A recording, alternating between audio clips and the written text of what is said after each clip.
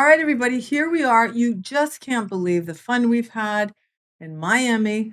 And part of the fun was really, believe it or not, waking up at 6 a.m., looking at our roommate, did you get the coffee? Let's go. And running down for this crazy class on the terrace by the river that was called Sanctum.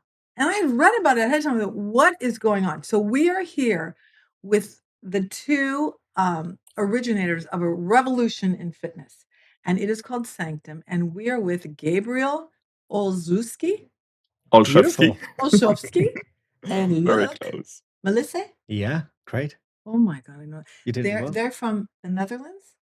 And what city? Amsterdam, Amsterdam. the city of the Netherlands. You are absolutely right. And I have been watching them on Instagram because our dear friend who started Global Wellness Day, Belgian Axoy, is in love with them. And I saw candles in a cathedral and people with headsets on dancing. You know, it was really ecstatic and amazing and moving. And I thought, what is happening? And I am joined by my partner in crime in business, Darlene Fisk. Darlene, have you taken one of these classes? I sure have. Last year at the Global Wellness Summit in Tel Aviv, I was fortunate enough to be outside. I think it was a sort of a rooftop we started at, and then we ended at the beach. And it was so fun to see all the walkers by watching us and wondering what in the world are those people doing?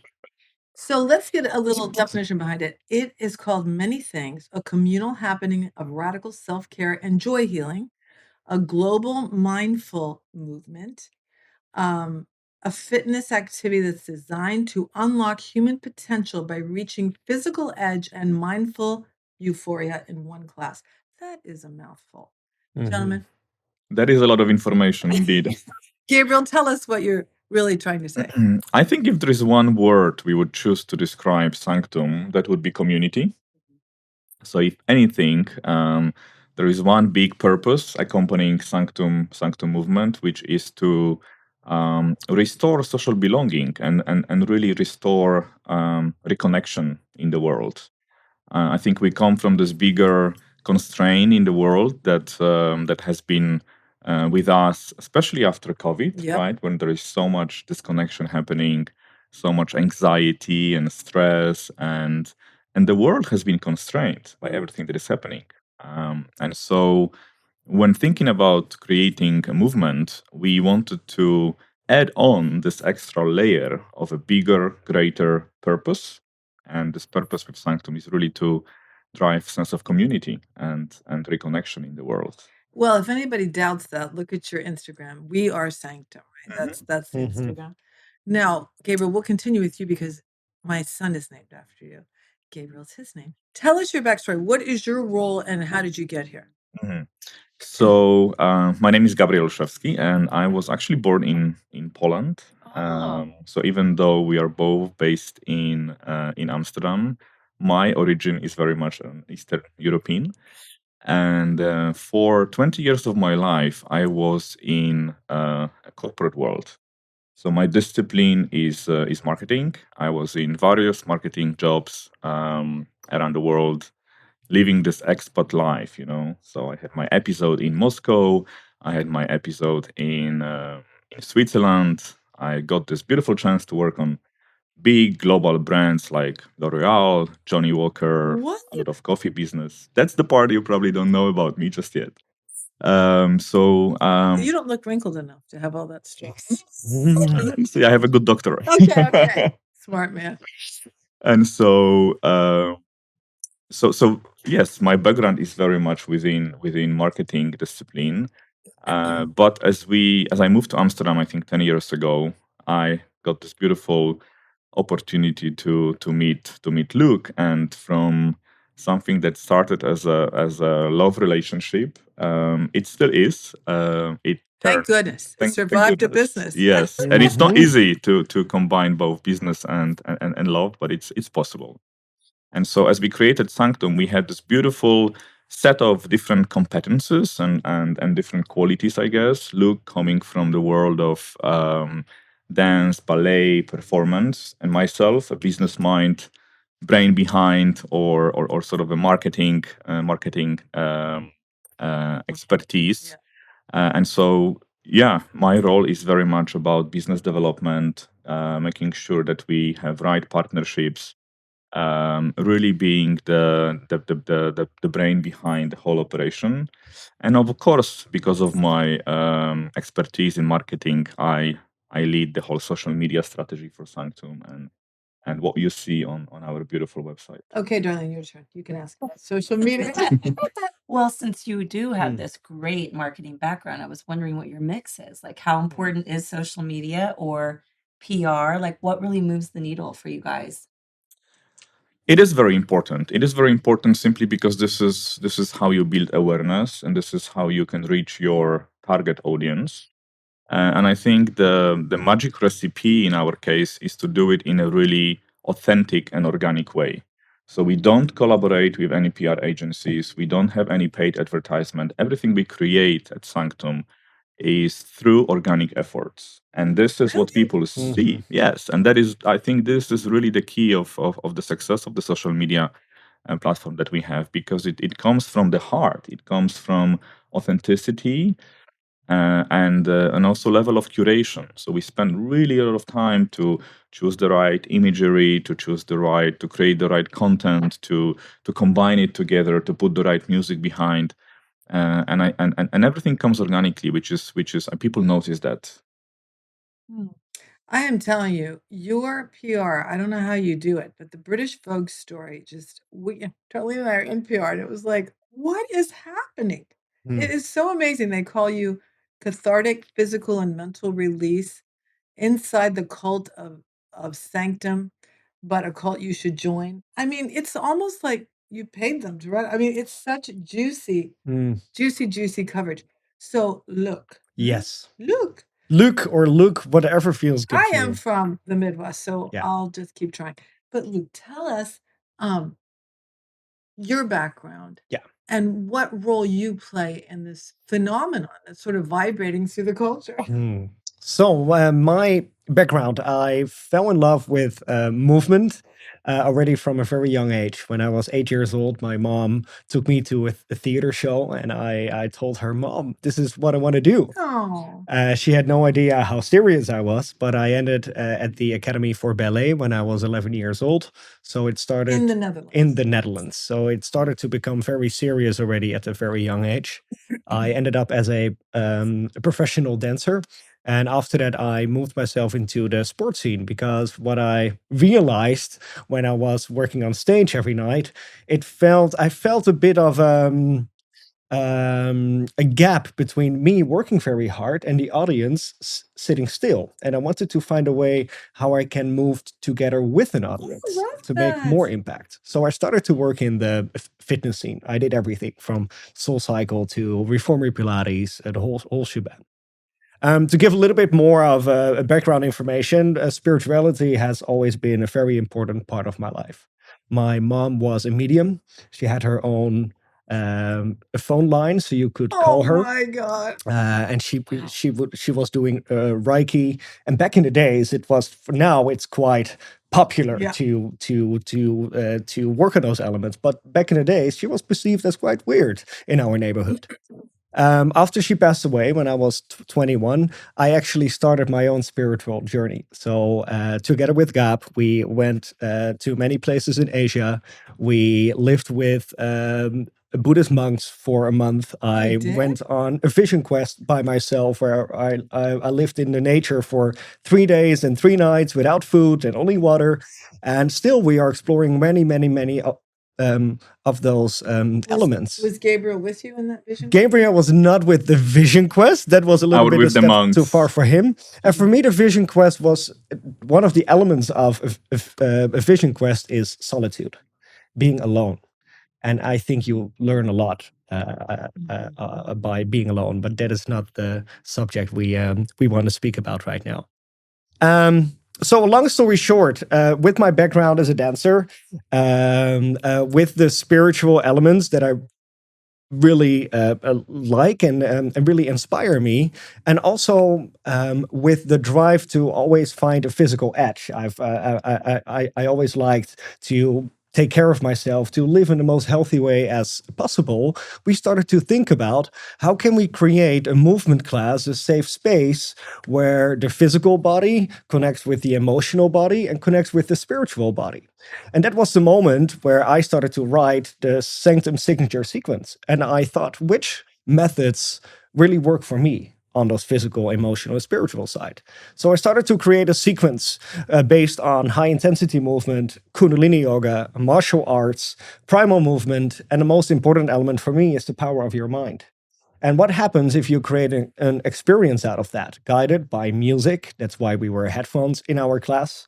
And we started to perform those classes in a very small studio in Amsterdam with 3 people in class. Because a friend of ours, she heard about our idea. She said, I have no idea what you are doing. I have a studio here. You can use it for €100 a month. Just try it out. And that is how we started. Really small. When? What year? This was in 2020. It was just right in the middle of the pandemic. So you had to go to this little studio, you had to ring the bell. There was like a little sticker on it saying Sanctum, then going through brick corridor. You enter in this small space filled up with candles, and 2, 3, 4 people could do the class. Did you wear a mask? Don't answer. No. Invisible mask. Invisible mask.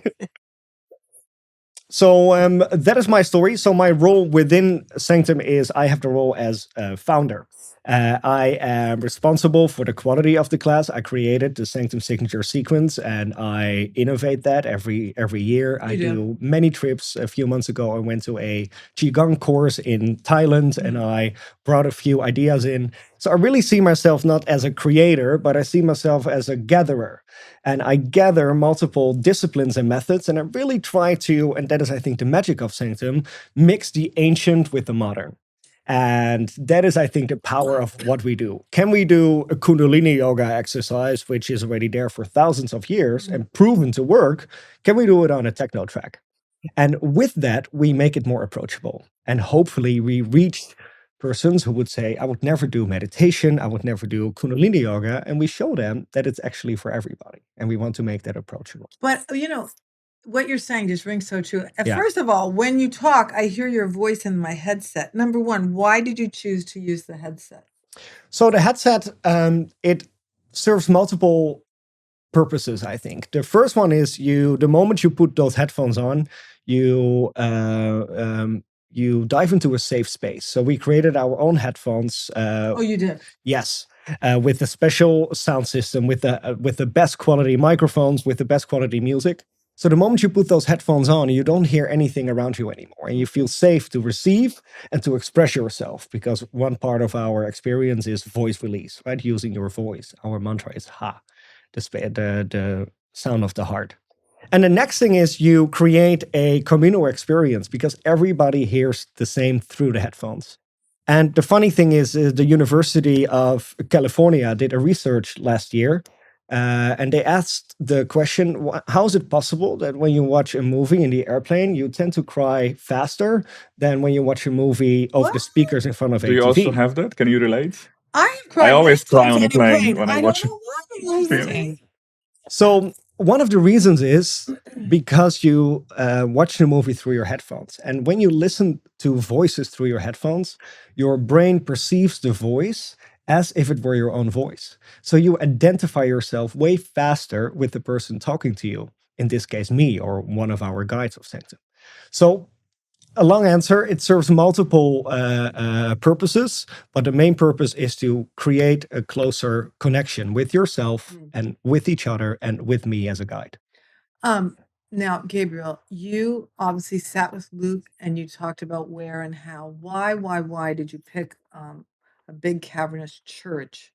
Is it the Dominicus? Is that how you say it? Dominicus? Yeah. Dominicus. Dominicus Church in Amsterdam. Those are the pictures I first saw. And why candles? Mm-hmm. Great question. So I think first of all, what is really unique about Sanctum is that we don't own any locations. So we like to call ourselves as a nomadic model. That means that we are really assets light. We have our headphones, we have our community, we have our team of guides, and we can pop up anywhere in the world. So we are everywhere and nowhere. And so with that mindset, with that value, we had to find some locations for our experiences, right? And so we work globally with hotels like Six Senses, where we host retreats, where we host our residencies, but we also work in big cities like London or Amsterdam. And this is where the church story comes to play. We need to find locations. And so we didn't want to settle for ordinary. We didn't want to settle for a typical yoga studio or a classic sort of workout locations. We wanted to find something with a soul. And there is already so many beautiful locations out there in Amsterdam, in London, in any big city. And so the story behind churches is really to pick those locations that are already there, right? So we can use existing spaces and we can utilize them. And we like churches because they obviously are loaded with spirituality. So there is no religious connotation. Sanctum doesn't belong to any religion. It is about a sustainable model of using already existing, spectacular, spiritually loaded locations. And then, of course, there is sacred geometry that comes to play as well, where those churches are built on a really sort of spiritual, architectural basis, and so all those components really matter for Sanctum. And we love to have a beautiful charm inside of the church. That's why we use candles. That's why we use scents in the class. So this multisensorial experience where movement, scents, lighting all blend together to really deliver a truly holistic I experience. wanted to go. How did you guys come up with the name Sanctum? That is a great question. So we were thinking about a name, and actually, when we saw this name and when we saw the definition of Sanctum, we straight away said, yes, this is who we are. This is who we want to be. So the definition of Sanctum means a sacred space devoted for like-minded individuals. And for me, it resonated so well because it's about a sacred space. We didn't want to make a sports class where you just run in and you run out again. It has to have a more of a meaningful relationship with the participants. It's not that you doubt, shall I go to a Pilates class? Shall I go to a cycle class? Or shall I go to Sanctum? No, it's about, I want to devote some time for me. I want to create a ritual for myself. And the second element that I really liked is like-minded individuals. Everybody comes in with their own background, with their own life, with their own mood, but within that 1 hour, we are one. And after that, you go on living your life. But within that 1 hour, we respect each other, we elevate each other. So that's why we chose that name. Love that. Well, a little known fact about me is that when I was 21, maybe, I saw that movie, which you guys are too young to know, The Turning Point with Baryshnikov, and I think her name was Leslie Brown, a ballerina from ABT. Yeah. And it was a love story. She was a young ballerina and he was the principal dancer, and they fell in love, and their mothers knew each other in ballet school and the whole thing. I mean, it was so moving. And what did I know about anything? And I just sat there in my chair like, I must enter that world. Well, the trouble was, I was 21. I mean, you can't start at 20. And my chest was rather large, and I didn't know how to wear leotards right, and all of it, but I stuck at it. And so my teachers were very patient with me. But what I ended up doing when I was trying to minor in dance in college is I couldn't twirl across the room like the other kids that had been taking since they were 3. So one of my first tests, and I was a straight A student, and here I have to like twirl, pirouette, and fly, and I just froze. So I went into the ballet teacher, the kind with the bun and the stick, Luuk. And Yes. I said, I can't get a bad grade. I have you. And she goes, don't worry, you still have a grade to go review a dance performance. I said, okay. And I knew I could write. So I went to see Baryshnikov in Twyla Tharp's Push Comes to Shove. Have you ever seen it? No. Oh, please just get online and see it. It is so throw the body, land, and pick up. It's just delight. Yeah. And I wrote my guts out just to try to save myself. And when I gave it to her the next week, she came to me with an A+ on the paper. And she said, oh my God, you can write dance. Go to the school paper and the neighborhood paper. They need a dance critic. I said, oh, I don't read the paper. And the next class she said, listen, if you don't toot your own horn, no one else will in life. So she made me go out to the newspaper boxes on the street. Now, this is a long time ago. And there were 2 big newspapers in town, Baltimore, Maryland. And I looked at the boxes. Oh, that one looks better. I called the features editor and said, hey, I see you need a dance critic. I can write dance. And I started writing dance reviews. Isn't that funny? So I have seen Pilabolus, ABT, you name it, modern jazz, whatever. But look, when I see your style, Yeah. it is quite the amalgamation. I see Soul Cycle, I see Kundalini Yoga, but I don't see the typical warm up, warm down. What is your approach to getting the body ready? Yeah, so my approach to getting the body ready is, again, going back to those three levels: the physical, the emotional, and the spiritual. So we start our class always with an intention. Every class has a theme, right? So the theme is not the theme TGIF or Happy Monday, which is all great Not to at have in Sanctum, class. no. But our class is about the art of letting go, or the 4 stages of personal development. We do have an approach in terms of the working with our physical body, because that is a very important element. You want to take care of your body well. That's why I created a framework of a class. So every class consists of 9 chapters, and every chapter serves their own purpose. We go twice into a peak in the class, as you experienced here. Sadly, we only had half an hour. Normally, our classes are 1 hour. So that's why the warm-up was a little bit faster here. And we serve those 2 peaks to actually get the most out of your cardio work. So studies have shown that if you go twice into a peak in a class, it's actually the best for your body and your bloodstream to work on your physical body. And next to that, a very important part is the warm-up element. And the warm-up element, actually, I am myself very inspired by modern dance, where it's very much about creating length, release, but the most important thing, connecting your breath with movement. And man, we see more and more and we learn more and more about the power of breath. And that is what I use in class as well. Very simple movements to connect the breath and to make your inhale as long as your exhale, which is very powerful. That really connects you with your body. You really do that. You do lead the people. What was your favorite move? Because you were there on the first Well, you know morning my here. favorite thing, I'll be honest with you. I packed the wrong tennis shoes. They were platform. It's the dumbest thing. And I looked at you and said, I'm a little nervous about this. And you said, take your shoes off. Yeah. Which is a freedom. Yeah. Because real dancers don't wear shoes. Indeed. You know? And that is actually a very interesting thing. And that is really, for me, one of the most important elements. We have been speaking about the why. We have been speaking about the what, the class. But for me, in general, next to all the whys and the whats, is to create a safe space where everybody can be themselves. And that's why I encourage everybody in class, do whatever you want to do to make this your experience. That's why the name of our instructors are guides. We guide you. You are the master. If you want to take your shoes off, take your shoes off. If you want to lay on the floor, lay on the floor. I'm here to guide you, but you are here to start listening to yourself. I can't make any choice for you. You are here to make those choices yourself. And that is why we see more and more diversity in sort of like demographics at Sanctum, which is really interesting. So we see basically, you know, people from 18 up to 65-year-olds, which you don't see typically in your... Yes. I thought it was just here. No, in our last retreat, we had one gentleman, Ian. I love Ian. He is 73 years old. So yeah, we really see the whole spectrum.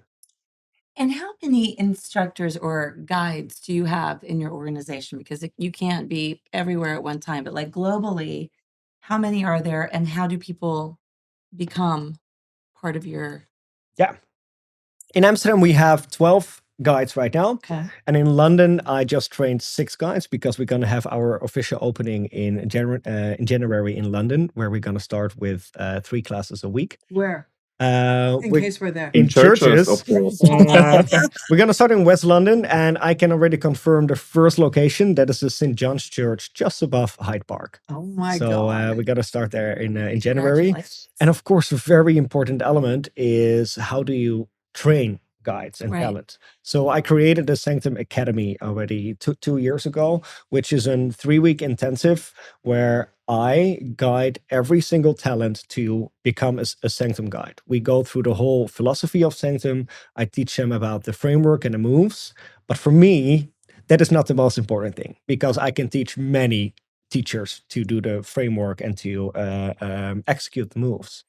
I incorporate many elements about storytelling, about core values, about stage presence, because when you join a class, you of course, all the moves they have to be there. It has to be on the music, but it's really about what inspired you, and that is storytelling. That is being able to be an inspirator rather than a teacher. And that is what we really focus on during the academy. That's why we are very strict. I only allow maximum 6 people per academy, and often I only hire 2 or 3. Oh, really? So yes, it's we are very And they're not allowed to protective go off about. on their own and do it if they don't make the cut. No. So Amsterdam, London, anywhere else yet? I know that you have some retreats coming up, which I want to talk about because very excited to hear that you're coming to Austin, my hometown, to the Commodore Perry in Auberge Mhm. property. And you have struck up a very cool relationship and partnership with them. Why is that important? You're a young business still, just in your first few years. And to have that fantastic alignment with that brand is something I think a lot of people are going to want to know more about. That's right. So definitely yes, Amsterdam, London. These are the regular schedule cities, right, where people can experience Sanctum almost on daily basis, really. But next to that, we also like to handpick those special collaborations, those special types of events where we pop up in our nomadic model and collaborate. I truly believe in the spirit of collaboration and partnerships. And we just had a beautiful keynote here at the Global Wellness Summit where the power of partnerships were brought as something really, really important in the world of hospitality. And so, with that element in mind, we love to collaborate with different like-minded brands and partners. And because we are nomads, we love to collaborate with different hotels. And hence why collaborations like Six Senses in Europe. So we have a couple of beautiful retreats coming up next year. We will be working with Six Senses Rome in May 2024, hosting a beautiful urban retreat, which is something absolutely incredible. We combine beautiful setting of Six Senses Rome with heritage walks. So we take our participants to the Rome. We're coming.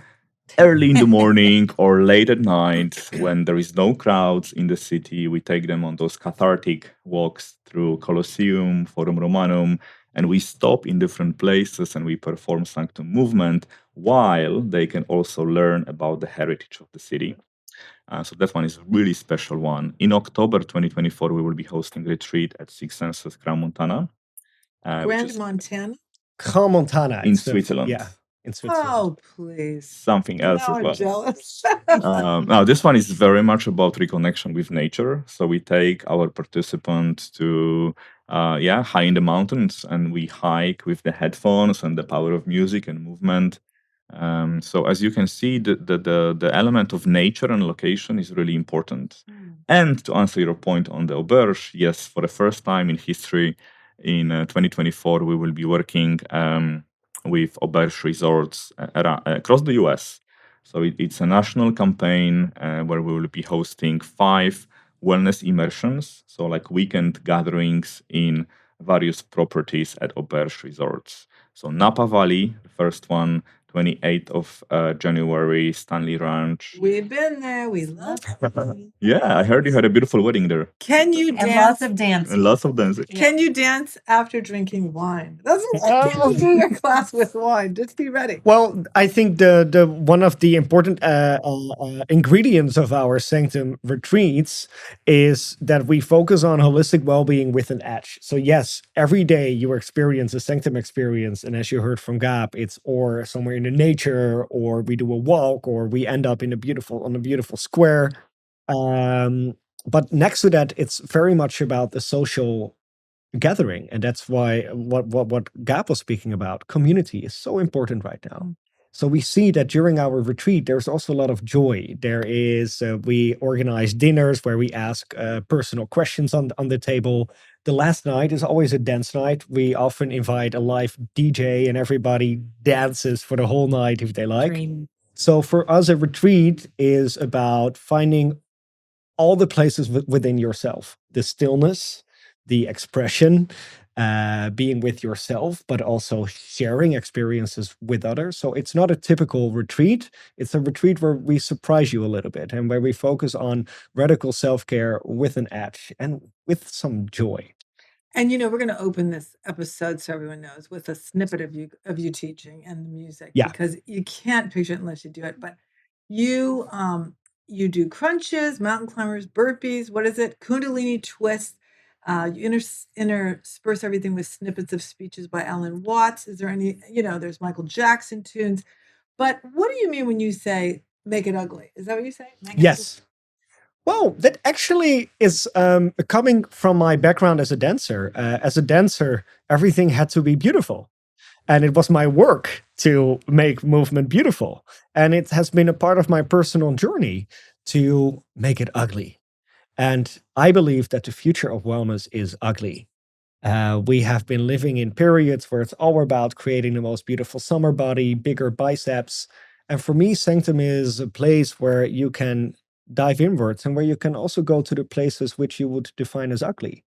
And I believe that you have to go through a sort of discomfort in order to release yourself.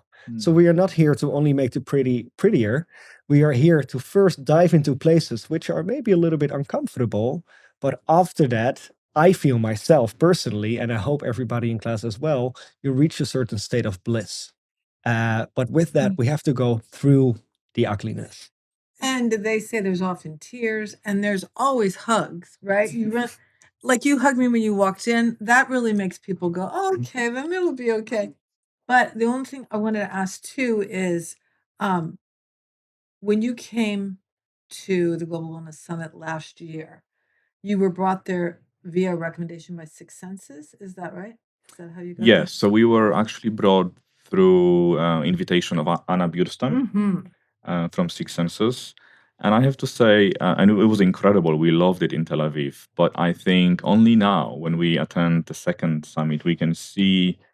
I think we were slightly, maybe if I'm completely honest, slightly misunderstood at the first edition of the Global Wellness Summit, because the movement is so progressive, it's so different, it's so challenging as well to just understand what these two guys do and what do they stand for.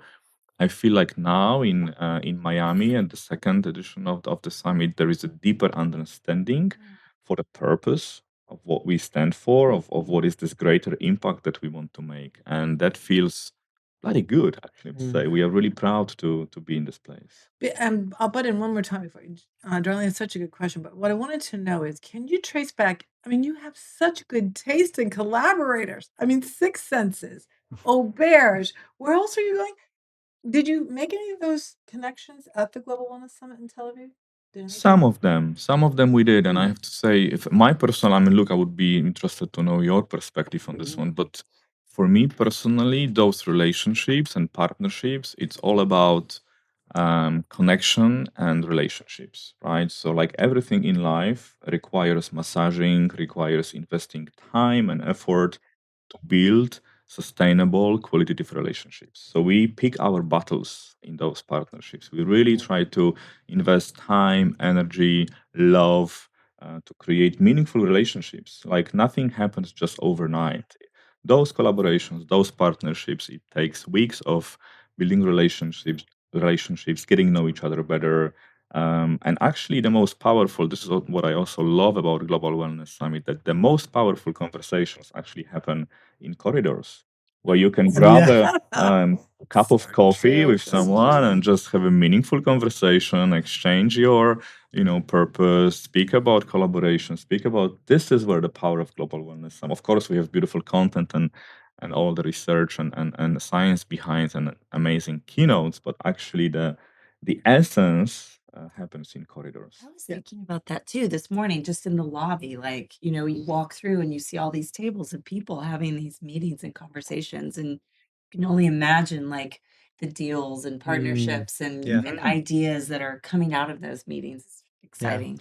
And that is also a funny thing. Of course, we have a strategy for Sanctum, but actually our biggest partnerships and most meaningful relationships happened just because it happened. It was never a cold sale. It was never that we were looking up a partner and we sent over an email. No, we happened to be at the same place at the same time, and we started talking. And that is for me, really beautiful sign that we are doing something from the heart. And when you are doing something from the heart, you find synergy. And I don't know how to explain that. It's Other people can Absolutely explain it agree. way better than I do. But there, you feel the magic, and you feel that it flows in a way. Mhm. Yeah. Nancy Davis, I love watching her on stage. And one thing she said that I always remember is we're future focused. And so things have been going so well for you. I really am so in love with what you're doing. And I think your wellness immersion weekends are going to be hugely popular. But what's the future look like for Sanctum? Like, what are your hopes and dreams? New clothing line, maybe, or growth, or maybe you're happy with where you are. But like, what do you see down the road? I think just to maybe wrap it in one sentence, that the bigger ambition for Sanctum is to create a global movement. So we really would like to create space for anyone in the world to try Sanctum, like in the next 5-10 years. But I think looking a bit in a shorter basis, this year was crazy. I mean, we've been traveling around the world, and we've been exploring so many amazing locations and partnerships, to your point, and it's been one roller coaster, really. And I think when we were just setting up strategy for 2024, there is this one leitmotif that says fewer, bigger, better.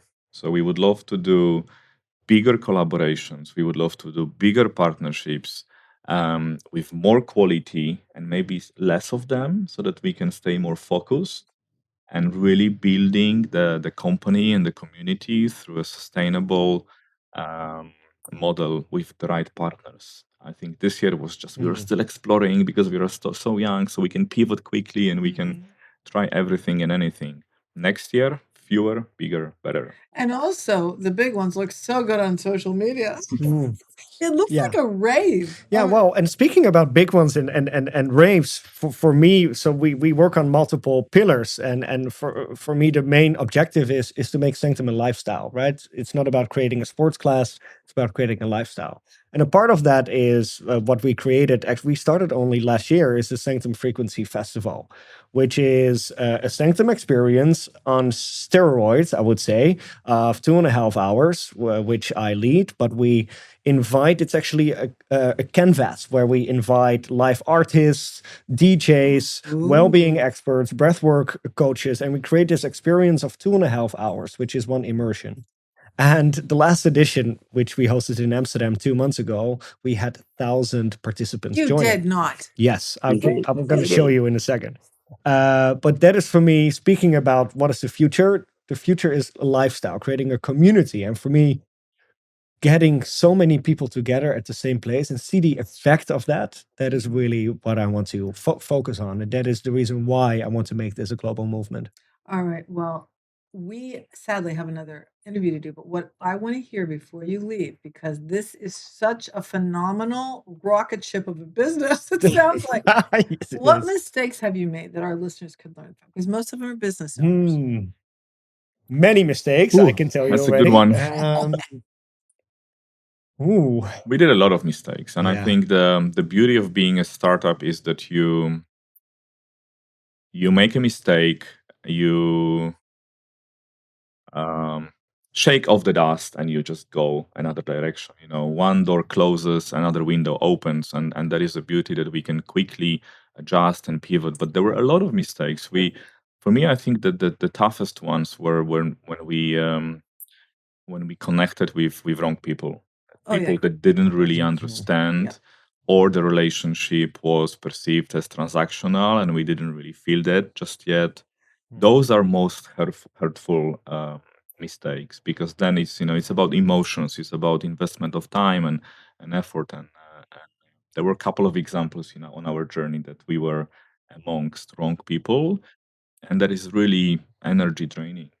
You really get into the place where you need to just shake your things off. It's almost a grieving process. It is. You almost have to go, well, I thought that was a good idea. What have you done to keep your own personal relationship together healthy, besides, having arguments and throwing things? But We only threw a chair. No, I'm joking.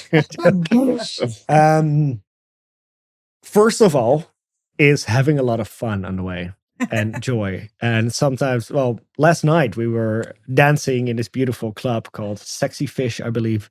Oh, I And- think we were too. That's right. And at those moments, we look each other into the eye and we say, what a life we have. Because we are able to experience this together as a couple.